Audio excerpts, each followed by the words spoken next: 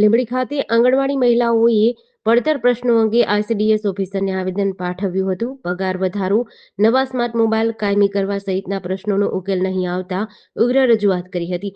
અનેક રજૂઆત બાદ પણ કોઈ ઉકેલ નહીં આવતા 3 દિવસની હડતાલ કરીને વિરોધ કરી રહ્યા છે.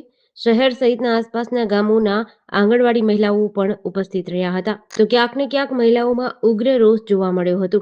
તેમના અધિકારીઓને કોઈ પણ પ્રકારનો સાથ સહકાર આપતા નથી. ત્યારે આંગણવાડીના દુર્ગાબેન નામના વ્યક્તિ દ્વારા જણાવ્યું હતું કે અવારનવાર રજૂઆત કરવામાં આવવા છતાં આંખ આડા કાન કરવામાં આવે છે. આજ રોજ અમે અમારા કાર્યાલયમાં ભેગા થયા છીએ.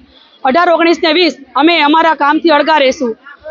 આ આપણે પગલું લેવાનું કારણ મુખ્ય એ છે કે નામદાર હાઈકોર્ટે આપણને ચુકાદો આપ્યો છે કે આંગણવાડી કાર્યકરને 24,800 અને હેલ્પરને 20,300. આ ચુકાદો હાઈકોર્ટ દ્વારા આપવામાં આવવા છતાં સરકારે અમારું હજુ પણ ધ્યાન નથી લીધું. તો શું હાઈકોર્ટનો ચુકાદો એ સરકાર માટે કંઈ માન્ય નથી રાખતો? મોદી સાહેબ એમ કહેતા હતા કે બહેનો તમે ખાલી એક કાગળ લખો, હું આવી જઈશ. તો અમે તો આવેદન દઈ થાક્યા. તો હે ભઈલા, તું ક્યાં છું કે નથી? જો હોય તો આ બહેનોનો અવાજ કેમ તમે નથી સાંભળતા? તમે ખાલી એમ વિચાર કરો કે મોંઘવારીના જમાનામાં 10,000માં પૂરું થાય. 1 લાખ જે કર્મચારી પગાર લે છે એથી પણ વધારે કામ અમારી બહેનો કરતી હોય છે. 24 કલાક કામ માટે બંધાયેલી છે, ઓનલાઈન ઓફલાઈન. તો જ્યારે એને પોતાનો હક દેવાનો થાય ત્યારે એ પોતાનો હક માંગે છે. તો શું અમને અમારો હક પણ નથી મળતો? બંધારણમાં અમને અધિકાર આપવામાં આવે છે દરેકને. એક સ્વતંત્ર ભારતના અમે નાગરિક છીએ. તો શું અમે અમારો હક પણ ન માંગી શકીએ? અમને એટલી અધિકાર પણ નથી. અને જો અમારી બહેનો હક માટે જો મેદાનમાં આવે છે તો એમને ડરાવવામાં ધમકાવવામાં આવે છે. અધિકારીને પણ એટલું ખબર હોવું જોઈએ કે 10,000માં કંઈ નથી પૂરું થતું. માનવતા એમને પણ રાખવી જોઈએ. એમને પણ ડરાવવા ધમકાવવાનું બંધ કરવું જોઈએ.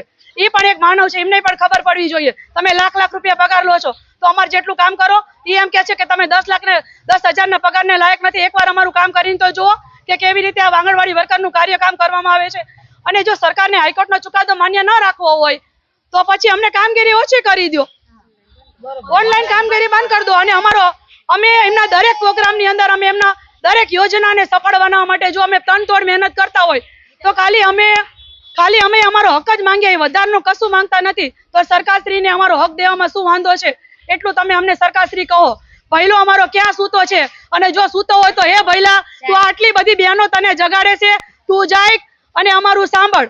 ડીસી ન્યૂઝ સાથે કલ્પેશ વાઢેર, સુરેન્દ્રનગર.